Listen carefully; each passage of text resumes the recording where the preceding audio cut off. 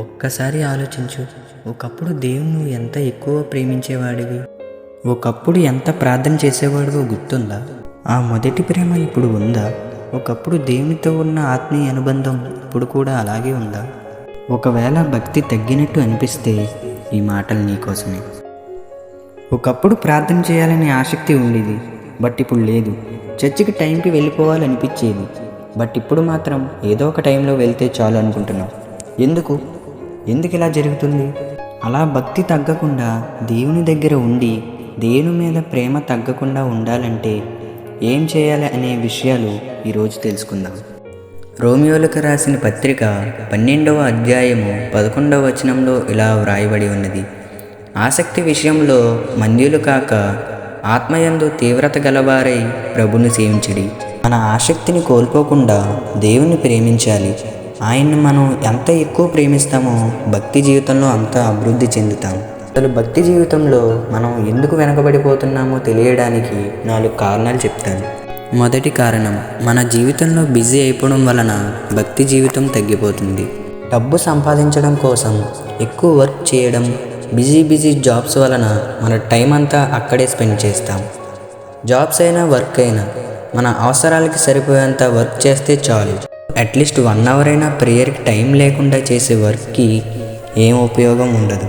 ఎందుకంటే ఈ life permanent కాదు, దేవునితో కలిసి ఉండే లైఫ్ పర్మనెంట్. కాబట్టి ఏ పనైనా జాబ్ అయినా దేవునికి దూరం చేసే విధంగా ఉంటే వెంటనే మానేసి దేవుణ్ణి అడగండి. అప్పుడు దేవుడు మీకు కావాల్సిన జాబ్ ఇస్తారు. రెండవ కారణం, మనసులో గర్వం రావడం వలన భక్తి జీవితం తగ్గిపోతుంది. సామెతలు 16వ అధ్యాయం 18వ వచనంలో ఇలా రాయబడి ఉన్నది: నాశనమునకు ముందు గర్వము నడుచును, పడిపోవటకు ముందు అహంకారమైన మనసు నడుచును. గర్వం అనేది చాలా డేంజర్. గర్వం వచ్చే నెక్స్ట్ మినిట్ నుంచి భక్తి తగ్గిపోతుంది. నాకు అన్నీ తెలుసు అనుకుంటారు, కానీ వాళ్ళకి ఏం తెలీదు. దేవుడు అహంకారులను ఎదిరించి దీనులకు కృప అనుగ్రహించునని యాకోబు 4:6లో చదువుతున్నాం. గర్వం నీలోకి ఎంటర్ అయిందంటే ఇక భక్తి తగ్గిపోవడం స్టార్ట్ అవుతుంది. అప్పుడు ఇలాంటి మాటలు వస్తాయి: ఒకప్పుడు నేను ఎంతో భక్తిగా ఉండేవాడిని, ఎంతో ప్రార్థన చేసేవాడిని, నాకంటే బాగా ఎవరు ప్రార్థన చేయలేరు అని అనవసరమైన గర్వపు మాటలు వస్తాయి. గర్వం అనేది చాలా డేంజర్. ఆ గర్వం నీలో ఉంటే వెంటనే తీసేయమని దేవుణ్ణి అడుగు. గర్వం నీలో ఉంటే భక్తి జీవితంలో అభివృద్ధి చెందలేవు, జాగ్రత్త. మూడవ కారణం, ప్రార్థన చేయడం ఆచారంగా మారినప్పుడు భక్తి జీవితంలో వెనకబడతాం. యెషయా గ్రంథము 29వ అధ్యాయము 13వ వచనంలో ఇలా వ్రాయబడి ఉన్నది: ప్రభు ఇలాగూ సెలవిచ్చి ఉన్నాడు, ఈ ప్రజలు నోటి మాటతో నా యొద్దకు వచ్చుచున్నారు, పెదవులతో నన్ను గణపరుచుచున్నారు గాని తమ హృదయమును నాకు దూరము చేసుకుని ఉన్నారు. ఈ వాక్యం అర్థం ఏంటంటే, పెదవులతో ప్రార్థన చేస్తున్నారు కానీ హృదయంతో చేయడం లేదు. ఏదో ఈరోజు ప్రార్థన చెయ్యాలి, పాస్టర్ గారు చెప్పారు కాబట్టి ప్రార్థన చేస్తున్నారు, కానీ హృదయంతో ప్రార్థన చేయడం లేదు. దేవుడు మన ప్రార్థన గదిలోకి వచ్చారు, ఆయనతో మాట్లాడుతున్నాం, మన ప్రార్థన ఆయన వింటున్నారు అని గ్రహింపు లేకుండా ప్రార్థన చేస్తున్నారు. అలా ఆచారంగా ప్రార్థన చేస్తే ఏం ఉపయోగం ఉండదు.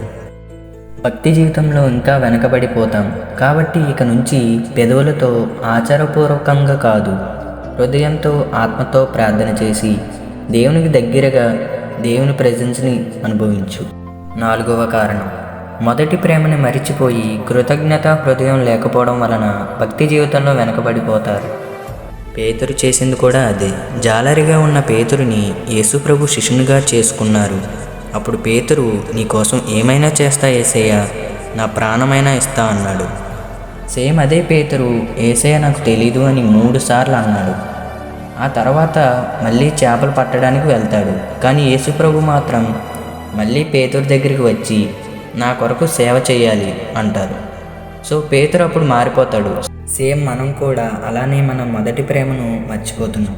మనం పాపంలో పడి ఉన్నప్పుడు, దేవునికి దూరంగా ఉన్నప్పుడు, దేవుని మనం ఎంత బాధ పెట్టినా సరే దేవుడు మాత్రం మనల్ని ప్రేమించి నశించిపోకుండా రక్షించిన రోజుని మర్చిపోవడం వలన మనం భక్తి జీవితంలో వెనకబడిపోతున్నాం.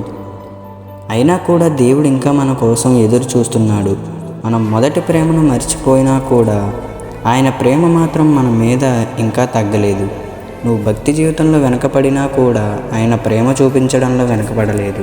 ఈరోజు దేవుడు కోరుకునేది ఒక్కటే, నీ మొదటి ప్రేమను గుర్తు చేసుకో, మళ్ళీ ప్రార్థన చేయి, బైబిల్ చదువు, మళ్ళీ భక్తి జీవితంలో అభివృద్ధి చెందు. అదే దేవుని కోరిక. ఈ 4 కారణాల వలనే భక్తి జీవితంలో వెనకపడిపోతున్నావు. అలా భక్తి తగ్గకుండా ఉండడానికి 5 మార్గాలు ఏంటో ఇప్పుడు తెలుసుకుందాం.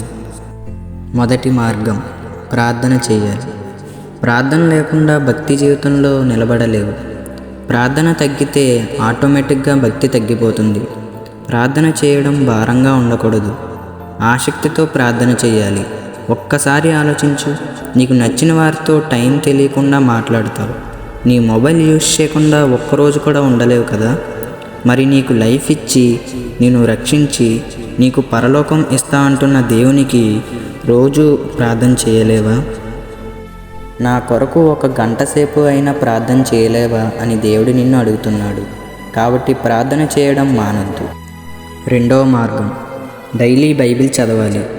మన శరీరానికి ఆహారం లేకపోతే ఎలా బలహీనపడుతుందో, సేమ్ అలానే మన ఆత్మకి వాక్యం లేకపోతే భక్తి బలహీనపడుతుంది.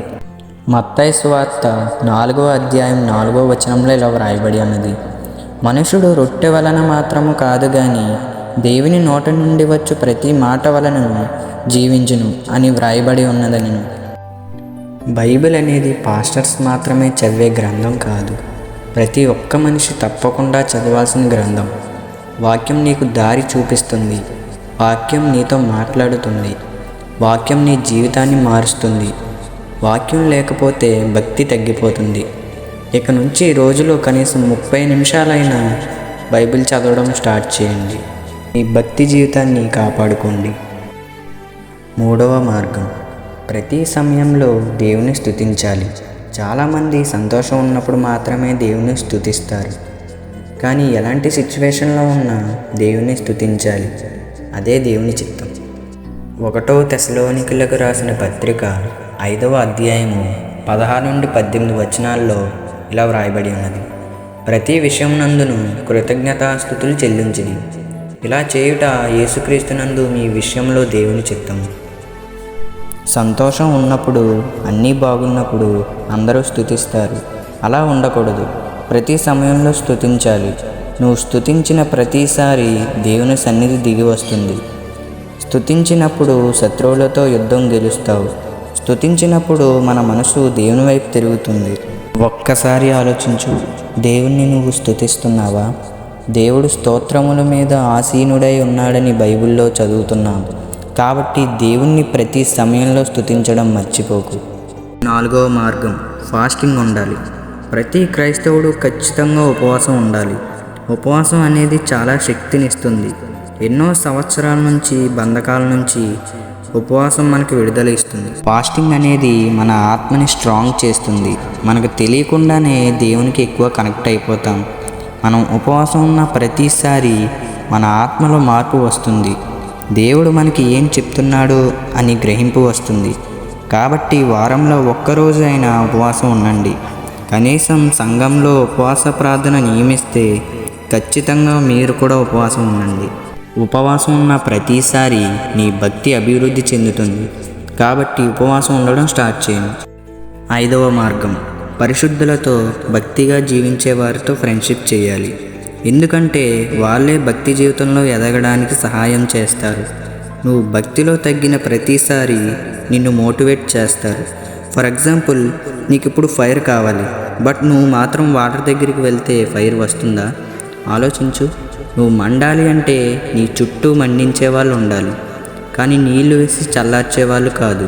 కాబట్టి నువ్వు ఎవరితో ఫ్రెండ్షిప్ చేస్తున్నావు అనేది చాలా ఇంపార్టెంట్. నువ్వు ఖాళీగా ఉన్నప్పుడు బైక్ రైడ్కి వెళ్దాంరా అనే ఫ్రెండ్స్ మనకొద్దు.